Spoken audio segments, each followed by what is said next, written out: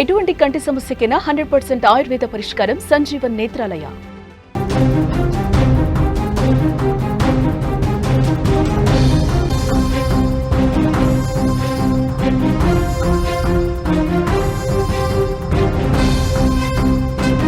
బిహార్ ప్రభుత్వ ఆసుపత్రిలో అమానుష ఘటన చోటు చేసుకుంది. పోస్టుమార్టం కోసం తెచ్చిన మృతదేహానికి అగౌరవం జరిగింది.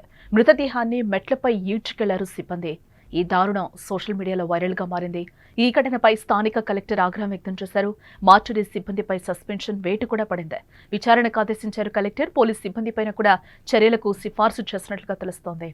ఇటీవలి కాలంలో బిహార్లో చోటు చేసుకున్న కొన్ని సంఘటనలు ఆ రాష్ట్ర ప్రభుత్వ వ్యవస్థల వైఫల్యాలను కళ్లకు కట్టేలా చేస్తున్నాయి. ముఖ్యంగా ఆరోగ్య రంగంలో ప్రభుత్వ ఆసుపత్రుల్లో కనిపిస్తున్న నిర్లక్ష్యం అక్కడ అధికారుల తీరుపై అద్దం పడుతోంది. కొన్ని రోజుల క్రితం ఒక ఆసుపత్రిలో ఒక వ్యక్తి పోస్టుమార్టం తర్వాత మృతదేహం కళ్లను ఎలుకలు కొరికిన విషయం మనందరికీ తెలిసిందే.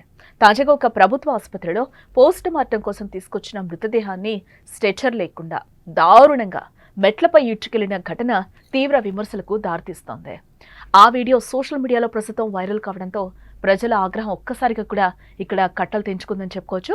బీహార్లోని పశ్చిమ చంపారణ్ జిల్లాలోని ప్రభుత్వ మెడికల్ కాలేజ్ ఆసుపత్రిలో ఈ దారుణం జరిగింది. పోస్టుమార్టం కోసం ఒక మృతదేహాన్ని ఆసుపత్రికి తీసుకొచ్చారు. కానీ అక్కడి మార్చురీ సిబ్బంది ఆ మృతదేహాన్ని స్ట్రెచర్పై తీసుకెళ్లకుండా మెట్లపై ఈడ్చుకుంటూ వెళ్లారు. ఈ దృశ్యాన్ని అక్కడే ఉన్న ఓ వ్యక్తి తన సెల్ ఫోన్లో వీడియో తీసి సోషల్ మీడియాలో పోస్ట్ చేశాడు.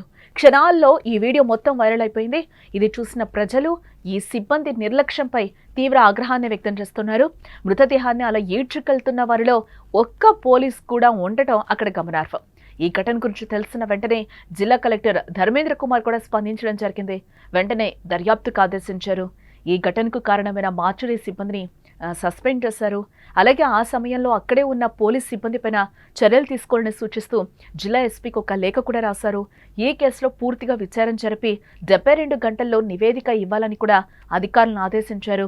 భవిష్యత్తులో ఇలాంటి సంఘటనలు మళ్లీ పునరావృతం కాకుండా ఉండేందుకు ఒక కమిటీని కూడా ఏర్పాటు చేయడం జరిగింది.